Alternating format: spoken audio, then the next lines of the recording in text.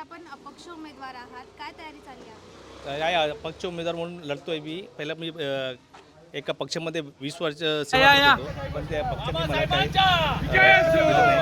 म्हणून मी आज अपक्ष लढायला. तयारी खूप चांगली आहे, लोकांचा प्रतिसाद चांगला भेटत आहे. आता बसपाचे आमचे सगळे कार्यकर्ते मला सपोर्ट करत आहेत. त्या विजनबद्दल बोलायचं, आपल्या प्रभागामध्ये भरपूर असं काम आहे. आणि मॅडम काय सांगाल, आपण बहुजन पार्टीमधून उभे आहोत आणि अशामध्ये आपली काय तयारी आहे, पुढे काय विजन घेऊन आपण चालणार आहोत? सर्वप्रथम मी माझ्या इथे उपस्थित असलेल्या सर्व बांधवांना नम्र विनंती करते करते की ते माझ्यासाठी इथपर्यंत आले आणि माझ्या पार्टीचे जे कार्यकर्ते आहेत मी सर्वप्रथम थँक्स बोलते की त्यांनी माझ्यावर विश्वास ठेवला या पदासाठी.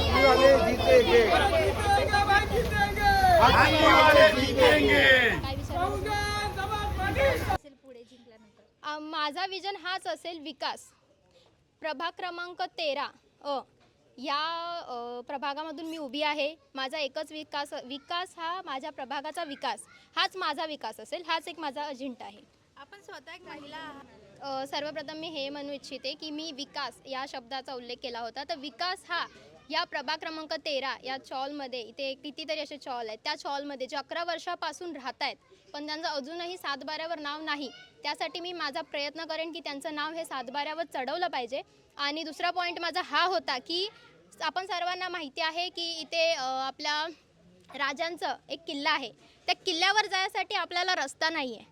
तर रस्ता बनवण्यासाठी मला माझ्या बाबासाहेबांनी, माझ्या शिवरायांनी, फुले यांनी मला एक संधी दिली आहे कार्य करायची, आणि मी ती माझी संधी पूर्णपणे काम करून ही जनतेला दाखवणार आहे. आणि मला असं वाटते की माझ्या जनतेचा सपोर्ट मला आहे, त्याप्रमाणे आता जे हे पाहत आहेत त्यांनीसुद्धा मला सपोर्ट करावा. एक युवा पिढींना एक संधी द्यावी. युवा शक्ती ही राष्ट्रशक्ती आहे. बाबासाहेब आंबेडकरांचा जय शिवराय. मॅडम काय सांगाल, तुम्ही लोकांना कशा प्रकारे आव्हान देणार आहात की पुढे येणाऱ्या 15 तारखेला जे मतदान आहे, कोणाला मत करायचं आहे?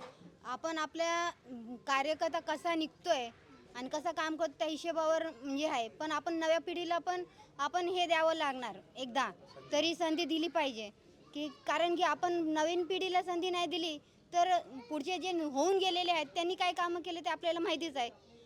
मग आपण ह्याला पण बघूया की हे लोक कसे काम करतात, कारण नवीन पिढी शिक्षित असल्यामुळं आपल्याला माहिती अनुभव तर भेटतोच. मग हे येणाऱ्या 15 तारखेला निवडणुका आहेत, अशामध्ये लोकांचा प्रतिसाद आपल्याला खूप चांगल्या प्रकारे मिळत आहे आणि लोकांना आपण काय आव्हान देणार? लोकांना एवढंच आव्हान देऊ इच्छितो की आता नवीन जे मुलं आहेत, नवीन पिढीमधले, तर त्यांना आपण सपोर्ट दिला पाहिजे.